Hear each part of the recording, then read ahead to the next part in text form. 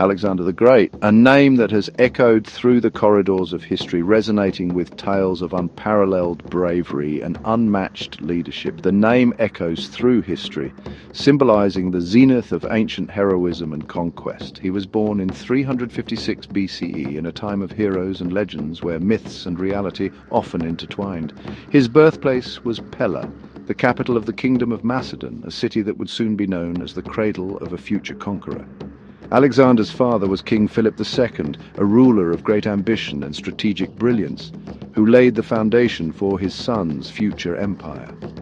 His mother was Olympias, a woman of fierce spirit and noble lineage whose influence on Alexander was profound and lasting. Their son would inherit the best and worst traits of both, blending his father's ambition with his mother's fiery determination. From his early years, Alexander displayed extraordinary intelligence and a thirst for knowledge, often surpassing his peers in both intellect and curiosity. He excelled in physical pursuits, proving to be a skilled horseman and warrior, mastering the arts of combat and strategy. Tales of his courage and daring spread throughout Macedon, inspiring both admiration and awe among his people. One famous anecdote tells of Alexander taming the wild horse Bucephalus, a feat that amazed even the most seasoned riders and foretold his future greatness. This event foreshadowed the young prince's future triumphs, marking him as a figure destined for extraordinary achievements. Even as a child, Alexander was destined for greatness, his path seemingly carved by the hands of fate. He would inherit his father's kingdom and his ambition, but his vision extended far beyond the borders of Macedon. However, he would surpass his father's accomplishments to become a legend, a king whose name would be remembered for millennia. Alexander's education was as formidable as his lineage. King Philip II, recognizing his son's potential, sought out the most renowned scholar in Greece, Aristotle. The philosopher arrived at the Macedonian court, bringing with him a world of knowledge. Aristotle became young Alexander's tutor, shaping his mind just as Philip shaped his military skills. Under Aristotle's guidance, Alexander delved into the works of Greek philosophers and poets. He learned about logic, rhetoric, and ethics. The natural world fascinated Alexander. He studied biology, zoology, and medicine. Aristotle instilled in his pupil a deep respect for knowledge and a lifelong love of learning. This education would serve Alexander well. It fostered in him a curiosity about the world and its people. These qualities would become essential to his future conquests.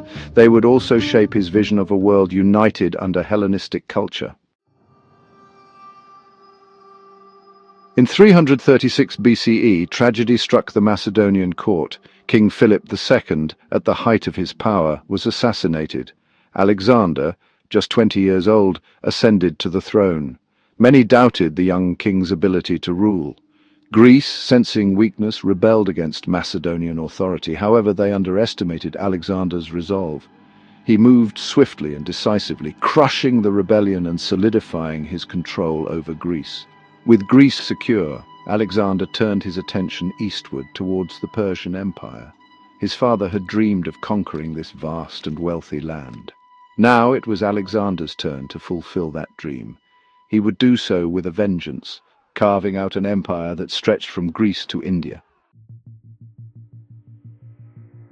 Alexander's army, a well-trained and disciplined force, marched across the Hellespont, the narrow strait that separates Europe from Asia. This crossing was not just a physical journey, but a symbolic one, marking the beginning of a grand campaign that would change the course of history. They ventured into Asia Minor, a land rich in history and culture. Their first major encounter with the Persians came at the Granicus River in 334 BCE, a battle that would set the tone for the conflicts to come. The Persian forces vastly outnumbered Alexander's army, yet Alexander, displaying tactical brilliance and unmatched courage, led his troops to a decisive victory. His innovative tactics and fearless leadership turned the tide in their favor. The Battle of Granicus was just the beginning. Alexander continued his relentless eastward advance, liberating Greek city-states from Persian rule and gaining the support of local populations who saw him as a liberator. He clashed with the Persian king Darius III at Issus in 333 BCE. This battle was crucial, as it pitted Alexander directly against the Persian king. Once again, Alexander's strategic genius prevailed. The Persian army was routed, and Darius himself fled the battlefield, leaving behind his family and treasure. This victory further solidified Alexander's reputation as an unstoppable force. Alexander's victories continued as he marched south, conquering the fortified cities of Tyre and Gaza before entering Egypt. Each conquest added to his growing legend. The Egyptians welcomed him as a liberator, crowning him pharaoh. This was a significant moment as it marked Alexander's acceptance by one of the world's oldest civilizations. There, at the mouth of the Nile River, Alexander founded the city that would bear his name, Alexandria. This city would become a center of learning and culture, a lasting legacy of his conquests. Section 5. The Spoils of War. Alexander's march of conquest continued eastward. He pursued Darius III into the heart of the Persian Empire, finally confronting him at the Battle of Gaugamela in 331 BCE. This battle, a clash of titans, would decide the fate of Persia. Alexander, outnumbered but not outmaneuvered, led a daring attack against the Persian center, shattering their lines. Darius, for the third time, fled before the might of Alexander's army. The Persian Empire, weakened and demoralized, crumbled. Alexander entered Babylon, the jewel of the Persian Empire, as its new master. His victory was complete. He had avenged the Persian invasions of Greece and fulfilled his father's ambitions. Yet Alexander's thirst for conquest was not satisfied. He would lead his armies further eastward, pushing the boundaries of his empire to the Indus River. Section 6. Alexandria, a legacy in stone. As Alexander's empire grew, so too did his vision for a new world order. He sought to create a world where Greek culture and Eastern traditions could coexist and flourish. Nowhere was this vision more fully realized than in the city he founded, Alexandria.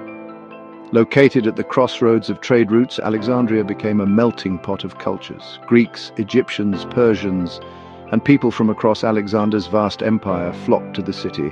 Alexander envisioned Alexandria as a center of learning and commerce.